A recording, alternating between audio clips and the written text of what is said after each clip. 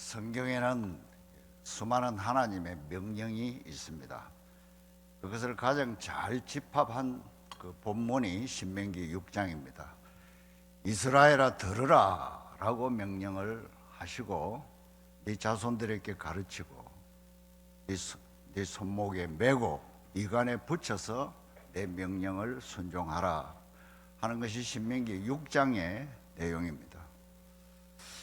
하나님은 우리에게 창세기 1장 28절을 통해서 생육하고 번성하라, 땅에 충만하라, 모든 생물을 다스리라는 문화 명령을 주셨습니다. 그런가 하면 사도행전 1장 8절이나 28장 11절 이하에서 우리 주님은 중대한 선교 명령을 하셨습니다. 너희에게 성령이 임하면 권능을 받고 예루살렘과 온 유대와 사마리아와 땅끝까지 이르러 내 증인이 되리라. 만민에게 나아가서 가르치고 세례를 주고 제자를 삼으라. 이렇게 선교 명령을 주셨습니다. 하나님은 이 수많은 명령 가운데서 하나님과 관계된 거룩성과 우리 인간에게 관계된 믿음과 양심과 생각에 대한 명령을 구체적으로 주고 계십니다. 그래서 저는 이 신년 초두에 이 세 가지 명령을 함께 나누면서 은혜를 받고자 합니다. 첫 번째는 하나님께서 우리에게 너희는 거룩하라고 명령을 하셨습니다. 너희는 거룩하라. 내가 거룩하니 너희도 거룩하라. 이렇게 명령을 하셨습니다. 그러나 우리에게는 거룩성이 없습니다. 우리는 본질적으로 죄인입니다. 죄 아래에 있고, 그래서 우리에게는 거룩이 없는데 하나님은 우리를 보고 거룩하라고 명령을 하십니다. 이 말씀은 레위기 20장이나 성경 전체에서 어떻게 가르치냐 하면 너희는 내 거룩을 나타내라고 하는 겁니다. 네가 거룩하게 되라는 게 아니라 우리 자신은 거룩의 발광체가 될 수는 없어요. 우리가 믿는 하나님이 거룩의 본체입니다. 거룩의 발광체입니다. 그분은 전적 거룩하신 분입니다. 그런데 그 하나님의 거룩함을 나타내라는 겁니다. 너를 통해서 너희가 내 명령을 순종함으로써 이 거룩을 나타내라고 하는 것입니다. 그 신뢰를 가장 잘 들었던 게 레위기 20장에 나오는, 또 민수기와 성경 전반에 나오는 모세에 대한 하나님의 평가를 말씀했습니다. 신광야에 이르는 이스라엘은 모세를 원망하며 물을 달라고 했습니다. 모세가 하나님께 엎드렸습니다. 하나님은 모세에게 반석을 명하여 물을 내라. 그리고 이 백성들과 짐승으로 마시게 하라고 했습니다. 그러나 모세는 하나님의 그 명령을 불순종했습니다. 지팡이로 반석을 2번 내리치면서 명령을 했습니다. 그러자 반석에서 물이 나왔고 백성들과 짐승들이 다 마셨습니다. 결과는 같습니다. 하나님께서는 반석을 명하여 물을 내라고 하셨지만 모세는 지팡이로 2번 치면서 순종을 했습니다. 결과는 같습니다. 그러나 하나님은 모세의 이 행동을 주목하신 겁니다. 어떻게 평가를 합니까? 모세를 향하여 엄중한 경고를 하시고 가르침을 주셨습니다. 너는 나를 믿지 아니하고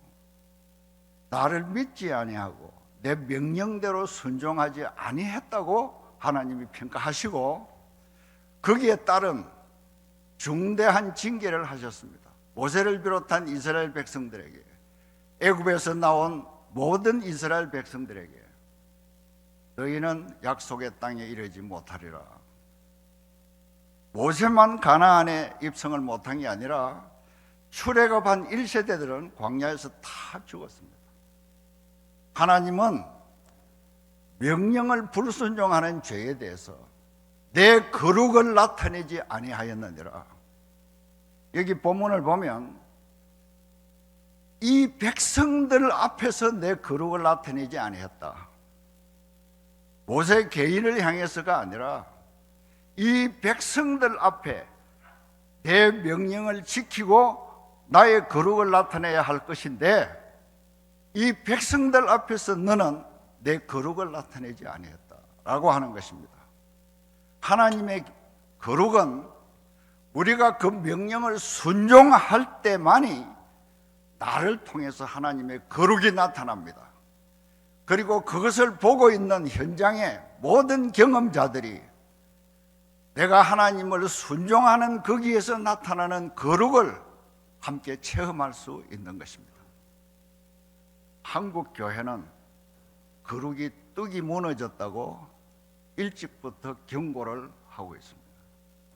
너희는 이 세대를 본받지 말라고 했는데 이 세상의 가치가 이미 교회를 점령하고 있습니다. 하나님의 거룩성이 교회를 지배하지 아니하고 세속의 가치가 교회를 점령하고 있는 오늘날의 우리 모습을 하나님은 어떻게 평가하실까? 하나님은 이 신년에 한국 교회를 향해서 우리를 향하여 무엇을 먼저 요구하실까? 거룩을 회복하라는 것입니다. 거룩을 나타내라는 것입니다. 오늘 우리의 이 아침 기도에도 하나님의 거룩이 나타나는 기도회가 되기를 축원합니다. 우리의 행사가 무엇을 행사냐는 것입니다. 제가 목사의 위임식에 참석을 했는데 그 위임 받는 목사가 답사를 하면서 이렇게 말을 해요. 내가 5년 안에 이 교회를 2,000명으로 부흥을 시키겠습니다. 여러분, 목회의 본질이 뭘까요? 5년 안에 2,000명 교회로 부흥을 시키겠다고 선언하는 그 위임 목사가 무엇을 본질로 목회를 할까요? 목회자의 신념이 목회의 본질이 아닙니다. 기초가 아닙니다. 성경은 어떻게 말합니까? 바울이 디모데에게 너는 진리의 말씀을 옳게 분별하고 부끄러울 것이 없는 사람으로 네 자신을 하나님 앞에 드리기를 힘쓰라고 했는데 우리의 목회의 기준이 진리의 말씀을 옳게 분별하면서 해야 되는데 목회자의 일성이 자기 신념이에요. 내가 5년 안에 이런 대교회를 만들겠다. 하나님이 과연 우리의 목회의 본질을 우리 신념에 둘까요? 그러나 오늘 목회 현장을 보십시오. 목회자들의 목회가 진리의 말씀이 기준이 아니라 자기 신념이 기준이에요. 자기 자랑이 기준이에요. 자기 간정이 기준이에요. 부흥회에 가보면은 강사가 자기 가정 이야기와 자기 자신의 이야기를 너무 많이 이야기해요. 내 스토리와 우리 가문의 스토리는 목회의 기준이 아니에요. 우리의 목회 기준은 진리의 말씀입니다. 그 다음에 오늘 본문에는 없지만 성경 전체 안에 하나님이 우리에게 요구하는 명령은 믿음과 착한 양심을 가지라는 겁니다. 믿음과 착한 양심, 이것은 우리가 사람을 상대하는 데 대단히 중요합니다. 우리는 하나님은 양심으로 상대할 수는 없습니다. 그분은 거룩하시고 그분은 전지전능하십니다. 그러나 우리가 사람을 대할 때는, 교인을 상대할 때는 하나님을 향한 믿음과 사람을 향한 양심을 바로 가지고 대해야 하는 것입니다. 모 정치인이 얼마 전에 이런 말 했죠. 모 정당의 국회의원 40%가 전과자들이다.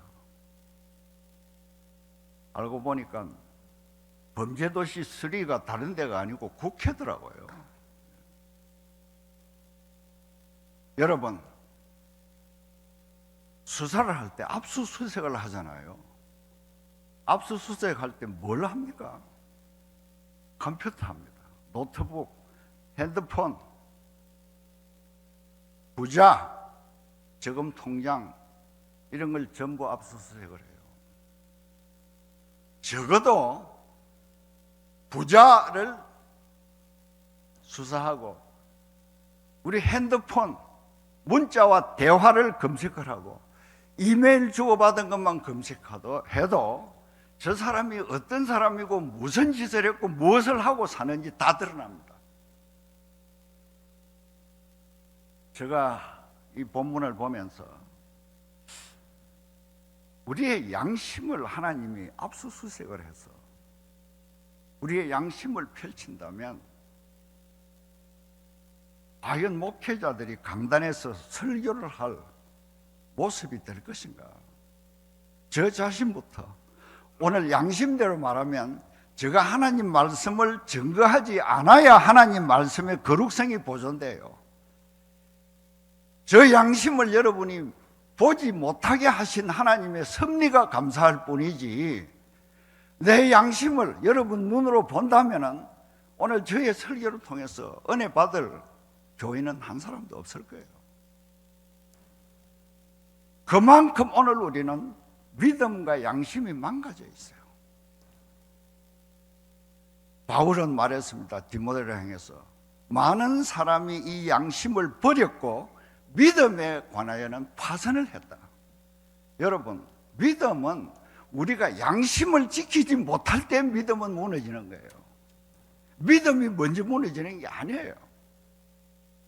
우리가 사람을 상대하는 그 말 한마디에서 우리 믿음이 무너진다고요. 우리의 양심이 회복되지 아니하면 우리 믿음은 보존이 안 됩니다. 그 다음 세 번째, 지혜롭게 생각하라. 로마서 12장 3절에 너희는 생각할 그 이상의 생각을 하지 말고 생각의 선을 넘지 말라는 거예요. 생각의 차선을 넘지 말라는 거예요. 생각의 중앙선을 넘지 말라는 거예요. 생각할 그 이상의 생각, 더러운 생각, 악한 생각, 생각의 선을 넘어버리면 행동이 죄를 범하게 되죠. 믿음의 분량대로 지혜롭게 생각하라. 생각의 기능은 세 가지더라고요. 분별할 때 생각을 해야 됩니다. 생각하고 분별을 해야 됩니다. 함부로 분별하면 안 돼요. 여러분, 이번에 총선 시즌이 다가왔는데 이제는 지겹도록 총선 뉴스 들어야 되고 지겹도록 총선 소식 들어야 됩니다. 가짜 뉴스, 가짜 여론조사 잘 분별해야 됩니다. 생각하고 분별해야 돼요. 이 분별에서 차오가 나버리면 그 다음도 다 무너집니다. 분별부터 함부로 해요. 그 다음에 생각의 두 번째 기능은 결정할 때입니다. 생각하고 결정해야 됩니다. 결정해놓고 생각하면 늦어요. 지혜롭게 생각하고 결정해야 돼요. 그 다음 세 번째 생각의 기능은 추진할 때입니다. 우리가 어떤 일을 추진할 때도 생각하면서 추진을 해야 됩니다. 추진하다가 시행착오가 나면 돌이켜야 돼요. 그런데 추진을 할 때 보면 생각 없이 추진하는 거예요. 한참 가다 보면은 방향이 잘못된 거예요. 하나님은 속도를 요구하는 게 아닙니다. 방향을 먼저 요구하는 거예요.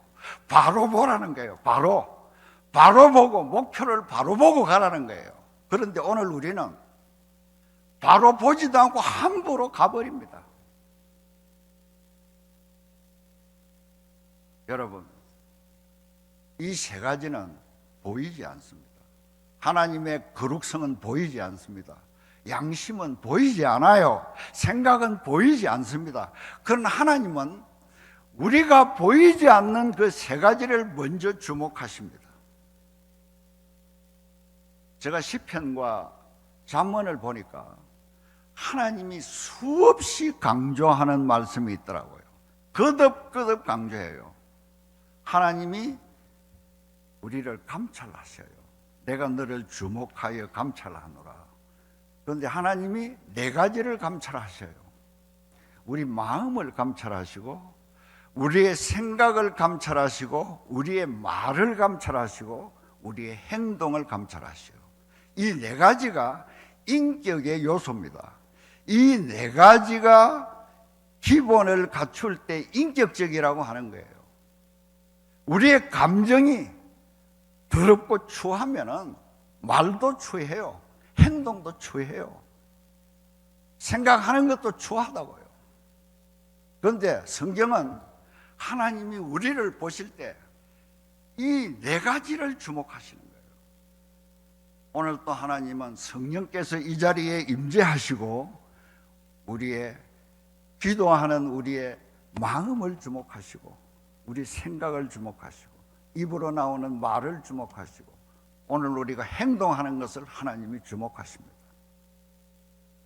오늘 우리의 삶이 하나님의 이 준엄한 명령을 순종할 때만이 거기에 하나님의 거룩이 나타나시고 우리의 사역의 능력이 나타나고 하나님이 영광 받으실 줄로 믿습니다.